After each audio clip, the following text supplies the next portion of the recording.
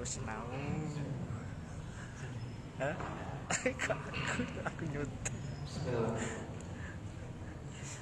Assalamualaikum warahmatullahi wabarakatuh. Waalaikumsalam. Alhamdulillah anna Muhammadan abduhu alaihi wasallam wa syarral umuri muhdatsatuha wa kullu muhdatsatin bid'ah wa kullu bid'atin dhalalah wa kullu dhalalatin finnar. Ikhwan wa akhwati fillah, bapak-bapak, ibu-ibu, kaum muslimin dan muslimah, jamaah salat maghrib yang semoga dirahmati oleh Allah Subhanahu wa ta'ala. Tidak ada kata yang patut kita ucapkan di malam hari ini selain rasa syukur kita kepada Allah Tabaraka wa ta'ala atas segala karunia nikmat yang telah Allah berikan kepada kita. Di antara kenikmatan-kenikmatan tersebut yang kita rasakan pada malam hari ini adalah nikmat diberikannya kita kemudahan, kesempatan oleh Allah Subhanahu wa ta'ala untuk melaksanakan amalan-amalan ketaatan kepada Allah Subhanahu wa ta'ala. Di antara bentuk amal ketaatan tersebut diawali dengan salat maghrib berjamaah, dilanjutkan dengan talabul ilmi, dan berakhir dengan melaksanakan salat isya yang dilakukan secara berjamaah pula. Semoga rangkaian amal ibadah yang kita lakukan pada malam hari ini semuanya tercatat di sisi Allah sebagai pemberat timbangan amal kebajikan kita kelak di yaumil mizan. Bapak ibu kaum muslimin dan muslimah rahimani wa rahimakumullah, tidak memperpanjang muqaddimah, malam hari ini kita akan lanjutkan pembahasan kita. Seperti biasa, kajian kita di Rabu pekan yang pertama ba'da maghrib di Masjid Al-Mu'ti. Materinya membahas kitab yang ditulis oleh Syekh Dr. Sa'id bin Ali bin Wahf Al-Qahtani hafizahullah ta'ala, yaitu kitab yang berjudul Salatul Mu'min Mafhumun wa Fadail wa Adab wa Anwa' wa Ahkam wa Kaifiyah fi Daw'il Kitab wa Sunnah. Kitab ini sudah diterjemahkan, terbit 3 jilid, diterbitkan oleh Pustaka Imam Asy-Syafi'i dan diterjemahkan menjadi terjemahan bebas ensiklopedi salat menurut Al-Quran dan As-Sunnah. Bapak Ibu, menurut catatan saya terakhir materi yang kami sampaikan pada bulan yang lalu, kita telah menuntaskan bab tentang syarat sahnya salat. Syarat sahnya salat. Dan sebagaimana yang Bapak Ibu telah catat atau telah kita hafalkan bersama, syarat sahnya salat ada 9. Ini untuk mereview dari apa yang sudah kami sampaikan bulan yang lalu. Ada 9 syarat sahnya salat. Salat kita diterima oleh Allah kalau memenuhi 9 syarat. Yang pertama adalah muslim, harus beragama Islam. Ibadahnya orang kafir tidak diterima oleh Allah Azza wa Jalla. Wa may yabtaghi ghairal islami dinan falan yuqbala minhu wa huwa fil akhirati minal khasirin. Itu sebagaimana tercantum di Ali Imran ayat 85. Barang siapa mencari agama selain Islam, maka tidaklah diterima agama itu daripadanya. Allah tidak menerima agama itu. Wa huwa fil akhirati minal khasirin, dan di akhirat mereka termasuk orang-orang yang rugi. Syarat pertama Islam. Syarat kedua berakal. Makanya sholatnya orang gila tidak diterima oleh Allah karena tidak memenuhi syarat. Harus berakal. Sebagaimana Nabi bersabda, rufi'al qalamu an salasatin. Pena itu diangkat oleh Allah, artinya tidak tertulis dosa untuk 3 orang. 3 orang ini tidak tercatat dosa jika tidak mengerjakannya. Siapa 3 orang ini? Yang pertama dikasih dispensasi dalam Islam. 3 orang ini. Yang pertama adalah anin naimi hatta yastayqidha, yaitu orang yang ketiduran sampai ia terbangun. Namanya orang ketiduran maka enggak dosa. Maka ketika dia terbangun maka dia harus lakukan. Misalnya mungkin karena terkena pengaruh bius atau obat, sehingga yaitu dia baru terbangun maghrib misalnya, sholat asarnya lewat. Ketika dia terbangun maka dia harus sholat asar. Tetapi dia tidak berdosa karena ketiduran. Allah tidak mencatat dosa. Lalu yang kedua, yang tidak tertulis dosa, anis sobiyi hatta yashiba, anak kecil yang belum balik. Anak kecil tidak sholat, maka dia tidak dosa, tidak berdosa karena belum terkena beban syariat. Dan yang ketiga, wa anil ma'tuhi hatta yaqila, orang yang gila sampai dia sembuh dari gilanya, alias orang yang tidak berakal sampai dia sembuh dari gilanya. Termasuk dalam hadis ini orang pikun berat. Orang pikun berat gugur kewajiban sholat. Pikun berat, dia sudah tidak ingat apa-apa. Anaknya tidak ingat, bahkan mengenali dirinya, siapa saya ini, dan seterusnya. Bahkan dia pun lupa kalau setelah makan. Pikun berat, maka bebas kewajiban. Artinya jika dia tidak sholat, tidak tertulis dosa, pena diangkat oleh Allah Azza wa Jalla. Yang ketiga, hanya untuk mengingat aja, tamyiz. Syarat ketiga tamyiz, usia mumayyiz. Syarat sahnya sholat. Usia berapa mumayyiz? 7 tahun, 8 tahun. Ya, dan ini sebagaimana Nabi sebutkan dalam hadis riwayat Abu Dawud. Yang keempat, suci dari hadas. Harus suci dari hadas. Sebab Nabi bersabda, la tuqbalu salatun bi ghairi tuhurin. Tidak sah, tidak diterima salatnya seorang hamba tanpa bersuci. Wala shadaqatun min ghululin, dan tidak diterima sedekah seorang hamba yang diambil dari tindak kejahatan. Sedekah dari hasil mencuri, sedekah dari hasil riba, sedekah dari hasil korupsi, sedekah dari hasil merampok. Maka ini semua tidak diterima oleh Allah Azza wa Jalla. Jadi kami ulang, syarat keempat, suci dari hadas. Apa itu hadas? Hadas itu adalah sesuatu yang menimpa pada keadaan di tubuh kita. Nah, seperti itu. Ada hadas kecil, ada hadas besar. Hadas kecil cukup bisa dihilangkan dengan wudu atau tayamum. Sedangkan kalau hadas besar hanya bisa dihilangkan dengan mandi besar.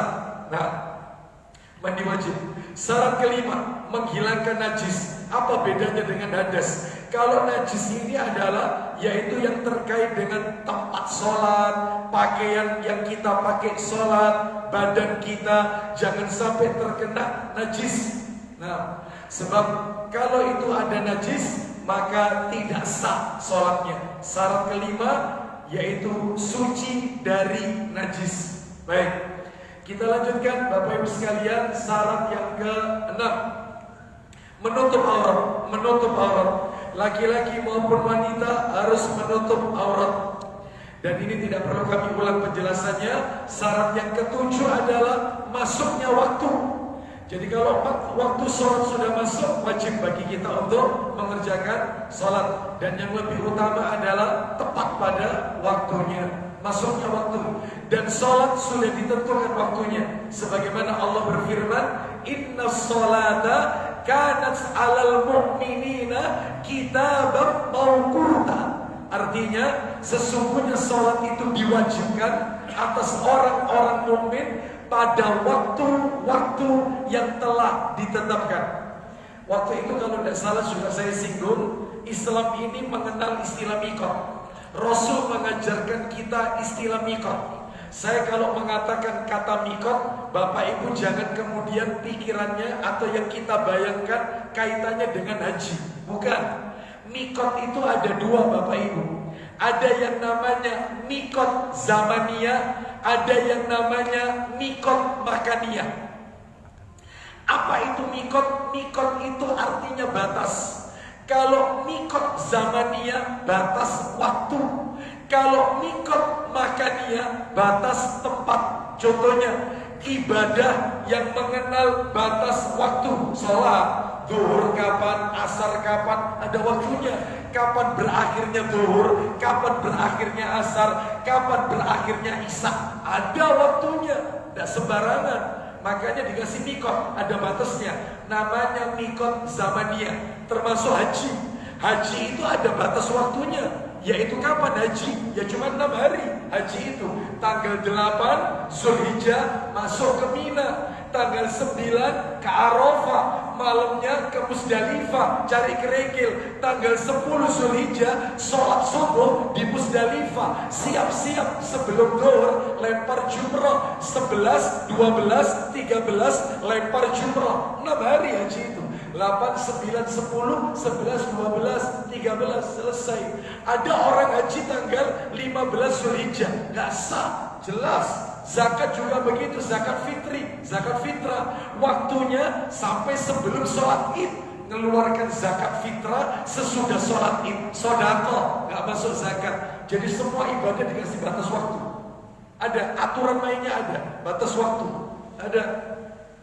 Itu namanya mikot zamaniyah. Idul Kurban juga begitu. Idul Kurban cuma 4 hari tanggalnya. 10 Zulhijjah, 11, 12, 13 Tasrik. Tanggal 15 nyembelih kurban. Tidak sah. Itu namanya yaitu sodako, bukan kurban. Jadi semuanya ada batas waktunya.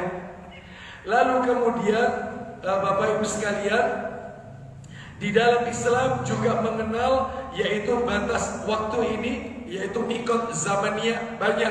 Idul Fitri tanggal 1 Syawal, Idul Adha 10 Zulhijjah, gitu ya, seperti itu. Dan ini disepakati oleh para alim ulama baik. Dan itu wajib dirame-ramekan. Namanya Id zamaniyah, mikot zamaniyah. Ada mikot itu namanya mikot makaniyah. Mikot makaniyah. Saya ulang ya, kembali ke yang pertama tadi, mikot zamaniyah. Dan ketika kita berada di mikot zamaniyah, kita wajib meraya-rayakannya, merame-ramekannya. Namanya id. Id itu artinya meramaikan, merayakan. Id zamaniyah, merayakan yaitu hari, merayakan waktu. Di dalam Islam ini, waktu yang harus kita rame-ramekan cuma 3. Idul Fitri kita ramaikan, Idul Adha kita ramaikan, dan hari Jumat itu diramaikan. Selain 3 ini haram untuk diramaikan, dirayakan. Contohnya hari ulang tahun nggak boleh, haram. Hari ulang tahun perkawinan, yaitu yang ke-25 perkawinan perak, haram. Hari ulang tahun perkawinan emas 50 tahun, haram. Karena yang harus diramaikan cuma 3 dalam Islam. Idul Fitri, Idul Adha, hari Jumat. Selain itu, Islam tidak mengenal hari, waktu yang harus dirame-ramekan. Semuanya tidak mengikuti petunjuk Rasul Sallallahu Alaihi Wasallam. Sekarang yang nomor 2, mikot makaniyah, id makaniyah. Batas tepat dan harus dirame-ramekan. Contohnya, orang tawaf ya sekitar Ka'bah, tempatnya jelas. Sa'i itu ya antara Sofa sampai ke Marwah, Sofa Marwah, Marwah Sofa, 7 kali putaran, tempatnya jelas. Orang kalau mau ke Raudhah, tempatnya jelas. Raudhah itu antara rumah Nabi dengan mimbar Nabi, itu tempatnya. Jadi sudah ditentukan. Haji yaitu kalau mau ke Mina, tempatnya ada. Di mana Musdalifah, di mana Arafah, di mana itu lempar jumrah, jamarat, semuanya tempatnya sudah ditetapkan oleh syariat. Jadi ini namanya mikot makaniyah. Mikot makaniyah. Dan harus kita rame-ramekan.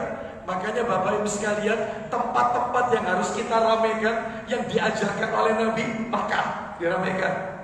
Yang kedua Madinah, kita ramekan. Yang ketiga Palestina. Maka Nabi mengatakan la tusyaddur rihal illa ila salasati masajid. Tidak boleh melakukan perjalanan jauh kecuali di 3 masjid. Jangan susah-susah melakukan safar perjalanan jauh kecuali di 3 masjid. Masjidil Hada, masjidku ini, Masjid Nabawi, wa Masjidil Haram, wa Masjidil Aqsa, yaitu Palestina, Yerusalem. Itu tempat yang diramaikan. Di Musdalifah diramaikan, Arafah diramaikan, ketika lempar jumrah diramaikan, lalu di sa'i, tempat sa'i Safa Marwah diramai-ramaikan. Jelas. Adapun selain tempat-tempat tersebut haram, meramaikan gua, tak boleh. Tamasa kok ke gua, tak boleh. Meramaikan kuburan orang-orang saleh, syirik, tak boleh. Ya, makannya yang salah. Oleh karena itu Islam ini punya aturan. Ada yang harus diramaikan tempatnya, ada yang nggak boleh. Baik, ini ada bahasan lain. Intinya sholat itu punya waktu, harus masuk waktu. Lalu kemudian yang ke-8, menghadap kiblat. Jelas, menghadap kiblat. Kecuali kalau safar. Ya, maka jika dia bisa mendapatkan kiblat, maka cukup takbiratul ihramnya saja yang menghadap kiblat. Misalnya naik kereta, naik bis, maka kita lihat kompas di mana arah kiblat, misalnya di sebelah kanan kita, cukup takbiratul ihramnya saja yang menghadap kiblat. Allahu Akbar. Setelah itu kita ikuti arah kendaraan itu membawa kita kemana saja. Ya. Dan yang terakhir 9, niat. Syarat sahnya sholat adalah niat. Dan niat itu tempatnya di hati, bukan di lisan. Baik, sekarang malam hari ini kita akan masuk bab baru. Yaitu apa itu yang akan kita pelajari dari ensiklopedia sholat, yaitu tentang wudhu. Kita awali dari wudhu dulu ya, wudhu. Jadi setelah kita bahas syarat-syaratnya sholat, sebelumnya kita membahas hukum orang yang meninggalkan sholat. Masih panjang, sudah panjang perjalanan kita. Tiba saatnya kita sekarang masuk, yaitu bahasan seputar wudhu. Ada 6 hal yang akan kami sampaikan. Mudah-mudahan waktunya cukup. Kalau nggak cukup, kita lanjutkan pada kajian berikutnya. 6 poin yang menjadi bahasan kita seputar wudhu. 1. Definisi wudhu. Wudhu Wudhu adalah baik definisi secara etimologi atau lughawi bahasa, atau secara terminologi istilah syar'i, istilah. Nah, itu nanti kita akan bahas. 1. Definisi wudhu. Yang nomor 2, keutamaan orang yang selalu menjaga air wudhu. Batal wudhu lagi. Apa keutamaannya? Orang yang terus yaitu menjaga wudhu. Ini yang nomor 2. Yang nomor 3 yang akan kita bahas adalah yaitu keadaan-keadaan disyariatkannya kita untuk berwudhu. Kapan saja kita ini disyariatkan untuk berwudhu. Itu nomor 3. Bapak Ibu sekalian, itu nomor 3. Yang nomor 4, Bapak Ibu, materi nomor 4. Lah ini materi puncak ini sebenarnya. Intinya di sini nomor 4. Apa itu yang keempat? Tata cara wudhu sesuai sunnah. Bagaimana wudhunya Rasulullah? Nah, mulai dari membasuh telapak tangan sampai mencuci kedua kaki. Bagaimana tata caranya? Lah itu masuk nomor 4 itu. Ya, termasuk nanti kita akan tambahkan orang wudhu kan baca bismillah. Apa boleh baca bismillah di kamar mandi? Bagaimana wudhu sambil telanjang? Boleh apa tidak hukumnya wudhu sambil yaitu terlihat aurat? Bagaimana jika wudhunya itu di tempat-tempat umum bagi wanita yang khawatir rambutnya akan terlihat, wudhunya bagaimana? Nah, itu nanti masuk itu di situ nanti. Lah terus kemudian yang nomor 5 materinya adalah pembatal wudhu. Apa yang menyebabkan wudhu kita bisa batal? Nah itu nomor 5. Terakhir nomor 6 penutup dari seputar wudhu ini. Yang keenam adalah yaitu fikih kontemporer seputar wudhu. Fikih kontemporer seputar wudhu. Jadi di zaman Nabi gak ada, di zaman kita ada yang terkait wudhu. Contoh, bagaimana wudhunya wanita yang pakai kutek. Nah, bagaimana wudhunya seseorang yang rambutnya sudah dikasih hairspray. Nah, ini gimana ini? Padahal rambutnya kaku. Ya, bagaimana wudhunya seseorang wanita yang dia sudah dirias, sedangkan waktu sholat sudah masuk dan dia harus berwudhu, sedangkan air ada. Apakah boleh tayamum dan seterusnya? Bagaimana wudhunya seseorang ketika safar, misalnya, terus dan seterusnya. Bagaimana wudhunya seseorang yang bertato? Ya. Bagaimana hukum wudhunya seorang wanita yang mengalami istihadah, darah keluar di luar kebiasaan haid? Bagaimana? Dan seterusnya. Jadi ini terkait dengan fikih-fikih kontemporer. Itu masuk yang nomor 6 insya Allah, Bapak Ibu sekalian. Ya, bagaimana wudhunya seorang wanita yang menyentuh kemaluan anaknya pada saat dia membersihkan bayinya, yaitu saat bayinya buang hajat. Nah, jadi si ibu sudah wudhu, ternyata anaknya mengeluarkan hajat, lalu dibersihkan. Ini batal ataukah tidak? Dan seterusnya. Maka bagaimana wudhunya seseorang yang memakai wig, rambut pasangan, dan itu masuk masalah kontemporer dan bahasannya terakhir nanti ya. Baik, sekarang kita awali Bapak Ibu sekalian. Yang nomor 1 terlebih dahulu, definisi wudhu. Kalau berbicara definisi wudhu, Bapak Ibu, tidak terlepas dari dua hal. Definisi secara lugawi, bahasa kerennya etimologi atau bahasa.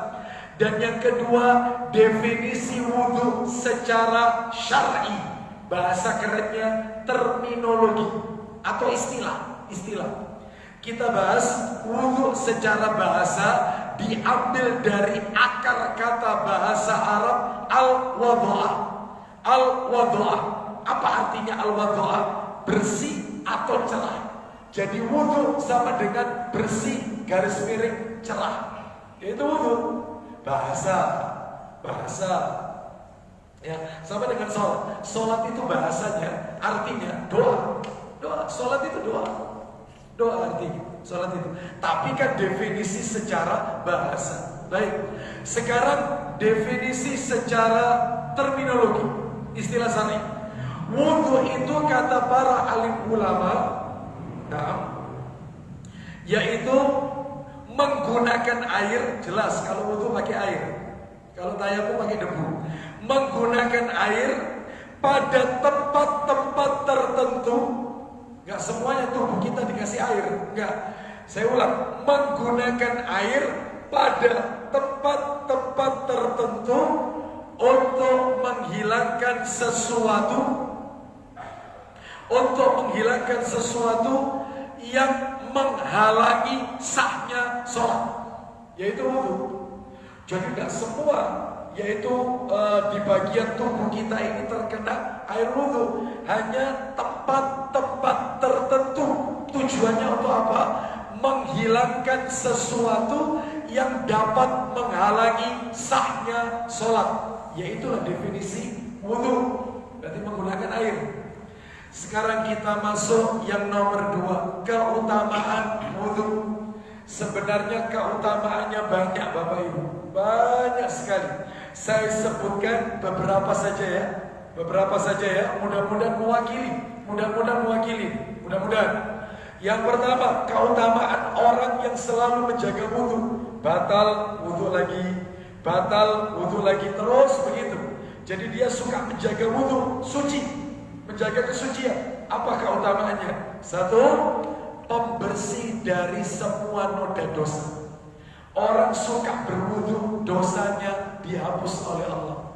Dosanya berguguran orang wudhu ini. Mana dalilnya? Minta tolong kitab Sahih Targhib wa Tarhib jilid 1 nomornya 182. Cepat dikit. 182. Ayo. Sahih Targhib wa Tarhib nomor 182 dari Utsman bin Affan. Ayo dibaca, silakan. Dari Utsman bin Affan radhiyallahu anhu, ia berkata, Rasulullah sallallahu alaihi wasallam bersabda, "Man tawadda'a fa ahsana al-wudu'a kharajat khatayahu min jasadihi hatta takhruja min tahti adfarihi." Loh, coba silakan. barang siapa berwudu lalu dia membaguskan wudunya, Siapa yang berwudu lalu dia menyempurnakan wudunya, terus maka kesalahan-kesalahannya keluar dari jasadnya hingga yang keluar dari bawah kuku-kukunya.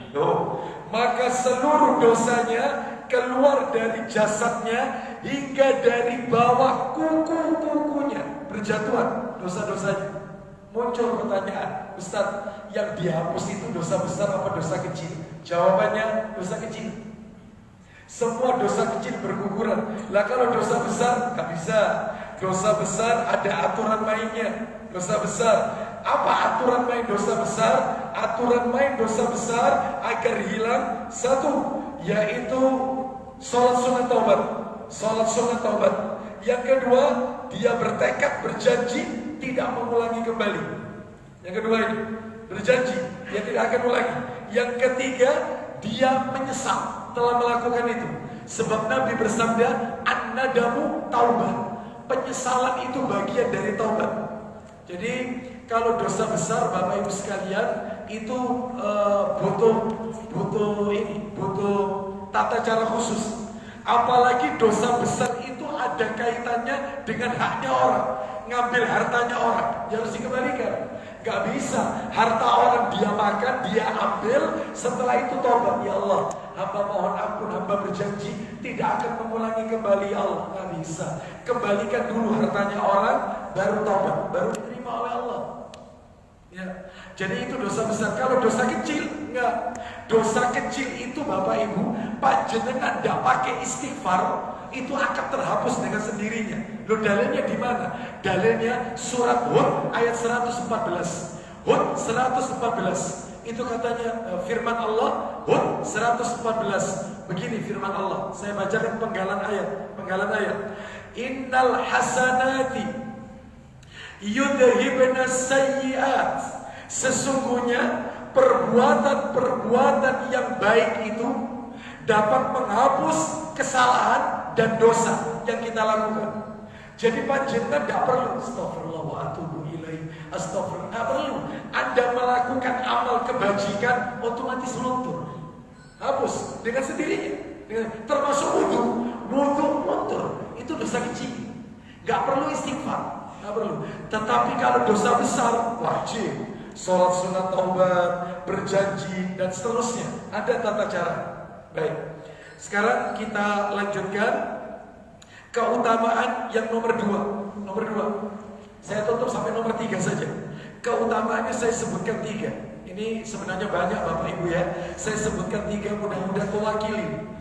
Yang nomor 2, orang yang suka berwudu itu Bapak Ibu, anggota wudunya nanti di hari kiamat, anggota wudu dari tubuhnya yang terkena air wudu, telapak tangannya, wajahnya, kedua tangannya, kepalanya, ya termasuk kakinya, itu semua nanti di hari kiamat bercahaya. Bercahaya. Mana dalilnya? Dalil. Silakan dibuka Sahih Targhib wa Tarhib nomor 177. Ayo coba dibuka 177. Cepat dikit. Sahih Targhib wa Tarhib 177. Silakan. Dari mana itu? Abu Hurairah radhiyallahu anhu. Silakan. Dari Abu Hurairah radhiyallahu anhu bahwa Rasulullah mendatangi kuburan, beliau bersabda. Jadi Nabi ziarah kubur, mendatangi kuburan. Lalu Nabi berkata kepada penghuni kubur, Assalamualaikum ahlad diyari minal mu'minina wal muslimina wa inna insya'allahu bikum lahikun nas'alullahu lana wa lakumul afiyah. Artinya kurang lebih, Semoga Allah memberikan keselamatan kepada kalian, wahai penghuni kubur, dari kalangan orang-orang yang beriman dan kalangan orang-orang Islam. Insya Allah kami akan menyusul kalian. Kami berdoa untuk diri kami dan untuk kalian, yaitu semoga Allah memberikan keselamatan. Nah itu intinya, kurang lebih artinya begitu. Doa ziarah kubur. Terus lanjutkan. Silakan. Artinya langsung aja. Silakan. Teruskan aja. Terjemahannya. Ini nih yang ini. Ya. Assalamualaikum. Langsung artinya saja. Langsung artinya. Yang teks Indonesia aja. Semoga. Ini kan Arab. Assalamualaikum. Ya. Langsung negeri. Ayo. Assalamualaikum negeri. Assalamualaikum negeri kaum mukminin. Ya. Kami insya Allah tidak lama lagi akan menyusul kalian. Nah, terus. Aku ingin bahwa kita telah melihat saudara-saudara kita. Mereka berkata. Stop. Nabi mengatakan, aku kepingin ketemu dengan saudara-saudara kita. Katanya para sahabat, apa itu? Lanjutkan. Bukankah kami adalah saudara-saudara ya Rasulullah? Ya. Dia menjawab. Ulang lagi. Bukankah? Bukankah kami adalah saudara-saudaramu ya Rasulullah? Bukankah kami ini saudara-saudaramu wahai Rasulullah? Apa jawaban Nabi? Beliau menjawab. Ya. Kalian adalah sahabat-sahabatku. Kalian itu sahabat-sahabatku. Yang aku maksud, aku kepingin ketemu saudara kalian adalah mereka yang hari ini tidak tinggal bersama kita, mereka yang sekarang tidak hidup bersama kita, tapi mereka akan hidup nanti di akhir zaman. Berarti yang Nabi maksud itu adalah jamaah al-mu'ti, Bapak Ibu sekalian.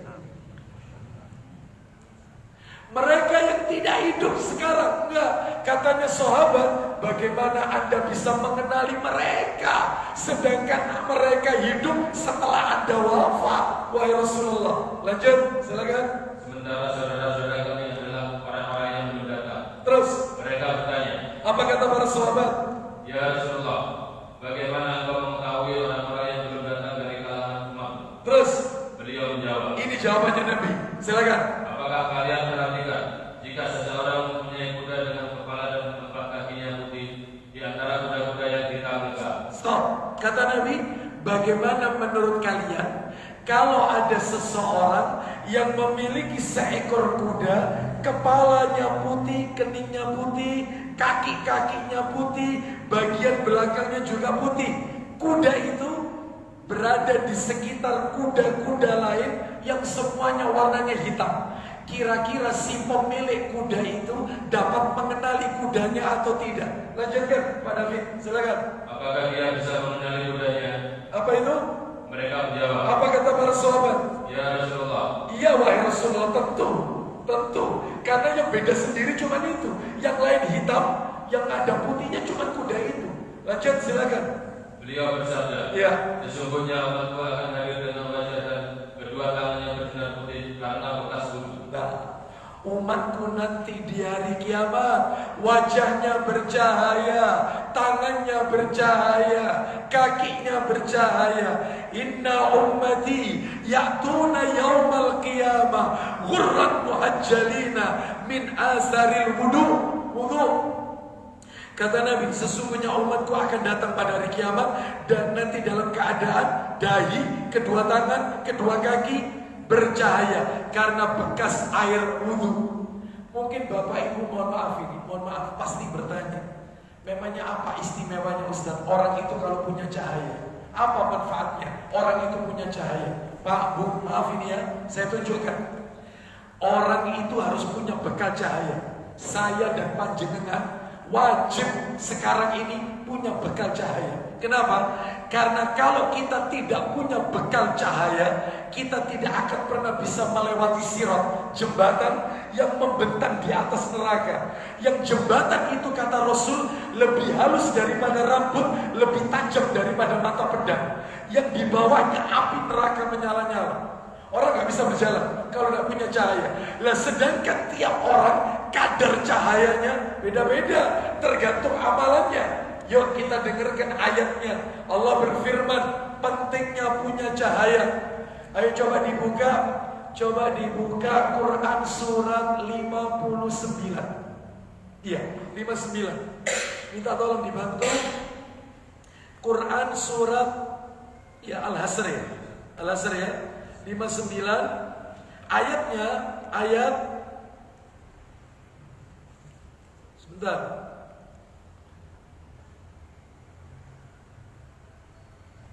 Surat nomor 59. Oh, sebentar.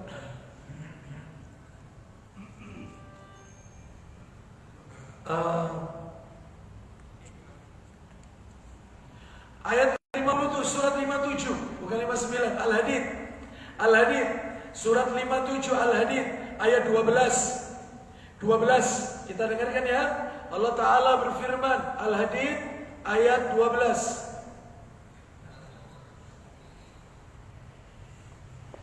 Kita ulang, ayat 12.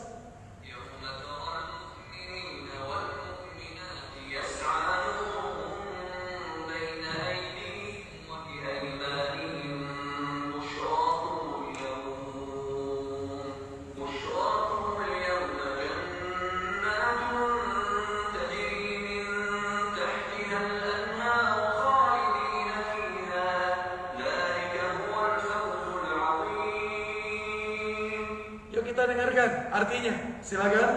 Pada hari engkau akan melihat orang-orang yang beriman, laki-laki dan perempuan. Terus betapa cahaya mereka bersinar di depan dan di samping kanan. Ulang lagi. Betapa cahaya mereka bersinar di depan, di samping kanan. Dan di samping kanan. Koma berhenti, jangan diteruskan. Ya, saya ulang lagi. Betapa cahaya mereka bersinar di depan dan di samping kanan mereka. Terus dikatakan kepada mereka. Jadi orang-orang beriman ada yang diberi cahaya oleh Allah, ada yang ditaruh di depan, ada yang ditaruh di sebelah kanan mereka cahayanya. Terus apa kata Allah kepada mereka? Silakan. Pada hari ini ada berita gembira untukmu. Terus yaitu surga-surga yang ada di bawahnya, sungai-sungai, mereka kekal di dalamnya. Nah, terus demikian itulah kemenangan yang agung. Baik, Bapak Ibu, saking pentingnya punya cahaya, orang munafik itu sampai nanti minta kepada orang beriman, minta kepada kita. Ayo coba dibuka, yaitu ayat 13-nya.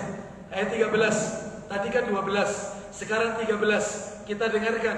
Allah Ta'ala berfirman, Al-Hadid ayat 13.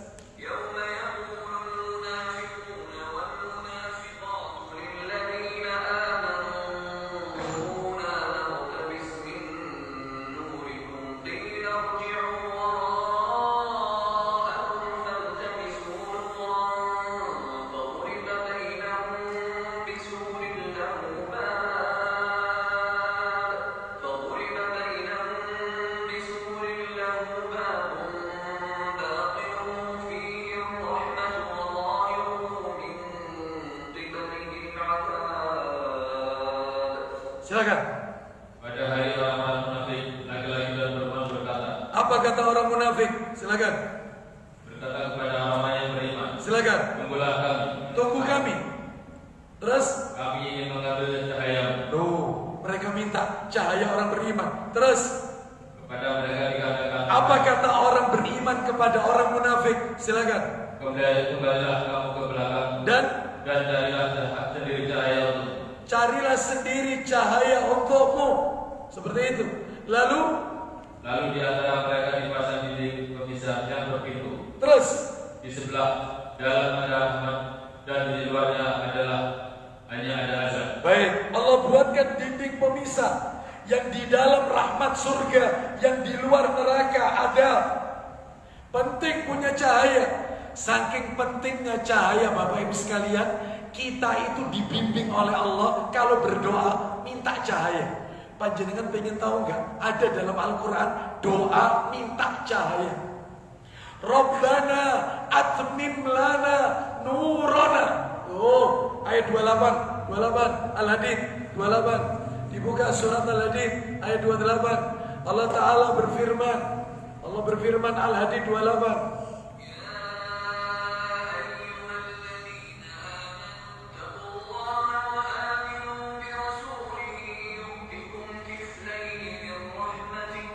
يؤتكم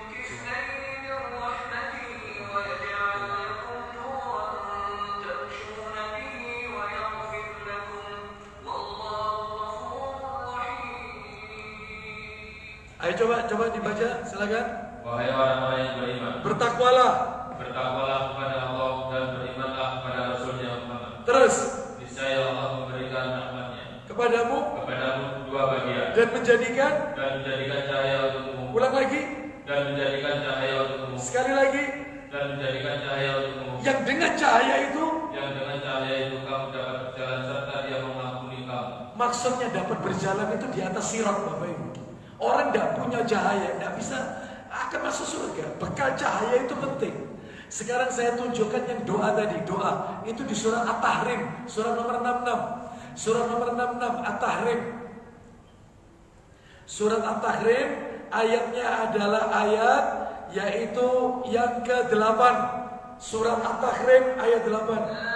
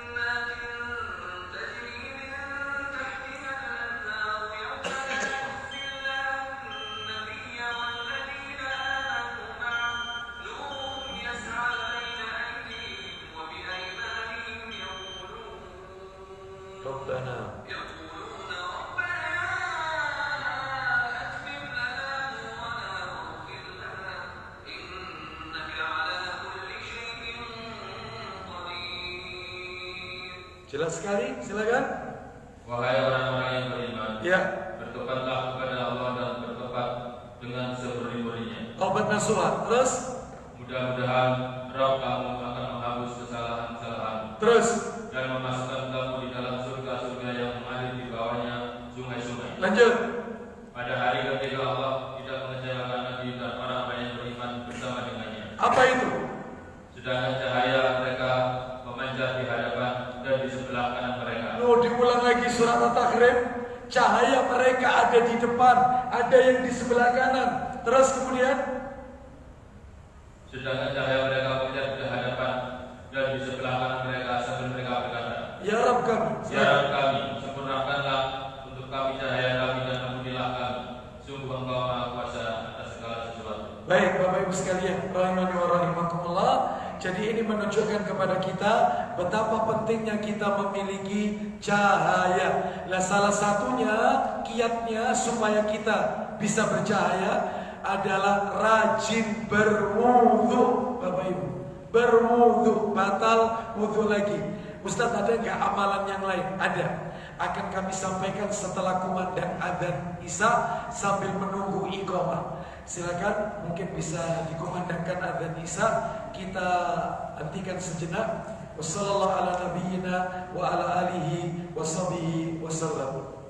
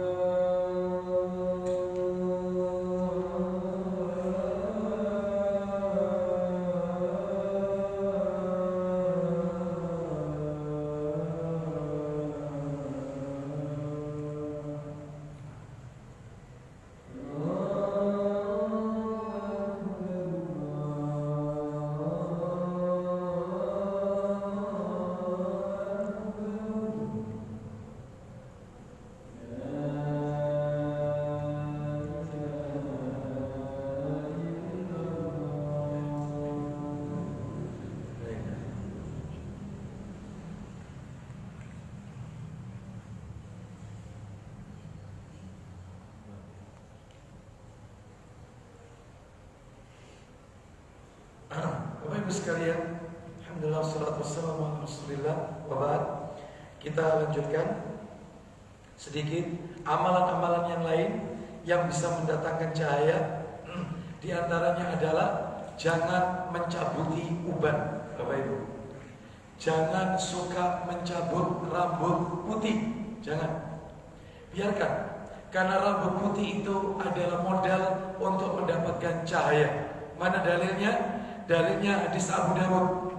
Buka hadis Abu Dawud, nomornya agak ke belakang, 4202. 4202. Baik, kita cukupkan sampai di sini Bapak Ibu. Untuk berikutnya kita akan masuk yang nomor 3. Sebelumnya akan kami jawab pertanyaan yang sudah masuk, yaitu melalui tulisan ini. Ya, 4202. 4202. Ada. Silakan. Dari mana itu dibaca? Dari Nu'man dia berkata, Ya. Rasulullah SAW bersabda, Isinya, janganlah mencabut uban kalian. jangan mencabuti uban. Kenapa? Karena tidaklah seorang muslim yang rambutnya beruban kecuali uban tersebut akan menjadi cahaya pada hari kiamat. Doh, cahaya. Teruskan. Dalam sebuah riwayat disebutkan, Punya satu uban. Lanjutkan. kecuali Allah akan mencatatnya sebagai satu kebaikan dan menghapus satu kejelekannya. Setiap uban yang dia miliki, ya, semakin beruban, semakin banyak pahalanya, ya, dan semakin banyak dosa yang diampuni oleh Allah Azza wa Jalla. Mudah-mudahan Allah ampuni semua dosa-dosa kita.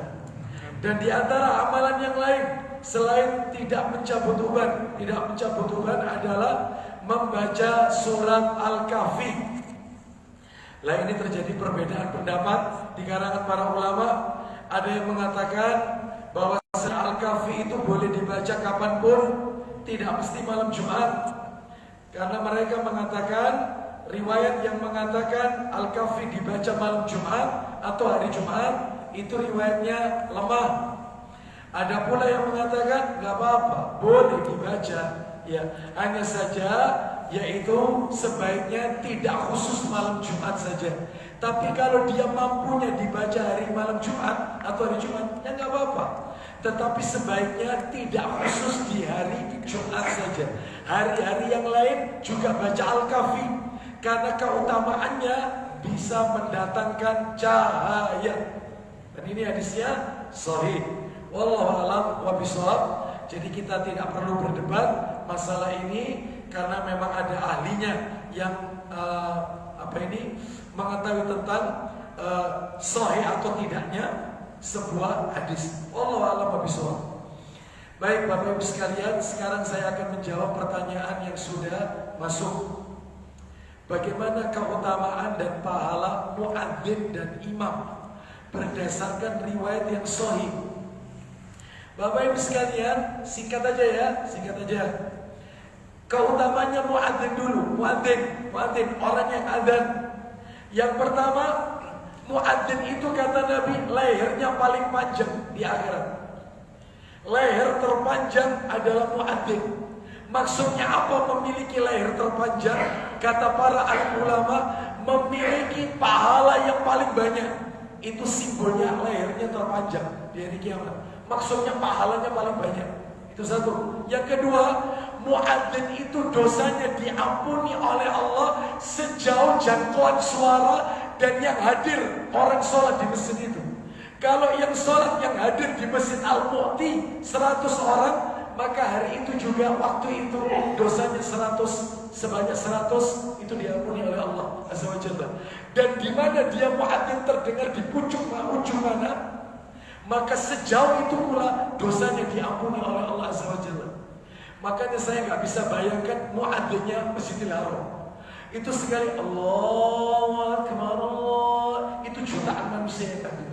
Maka semua dosanya diampuni oleh Allah sebanyak manusia yang hadir di masjid ini. Istimewa. Jadi pekerjaan muadzin itu bergengsi. Masalahnya tidak pernah ada orang rebutan jadi muadzin. Yang rebutan itu jadi ya. Lah terus keutamaannya imam itu apa? Keutamaannya imam salah satu aja ya, salah satunya adalah kata Nabi dalam hadis yang sahih, kalau imamnya imamnya benar, tata caranya benar, yang dia lakukan khusyuk tumaknina tidak tergesa-gesa, dia dapat pahala sejumlah orang yang sholat itu. Tapi kalau imamnya itu tidak benar, maka kata Nabi, makmum dapat pahala dan imam nanggung dosanya semua orang ini. Semua ditanggung, semua dosa. Yang datang 1.000 orang, sholatnya cepet-cepetan, gak tumaknina. Tata caranya pun salah, dia nanggung dosanya sekian banyak orang yang hadir. Gak main-main jadi imam, gak sembarangan orang jadi imam. Ya. Oleh karena itu, maka semuanya ada keutamaannya. Mudah-mudahan kita semua mendapatkan keutamaan dari Allah Azza wa Jalla. Demikian yang bisa kami sampaikan. Semoga menjadi tambahan ilmu yang bermanfaat.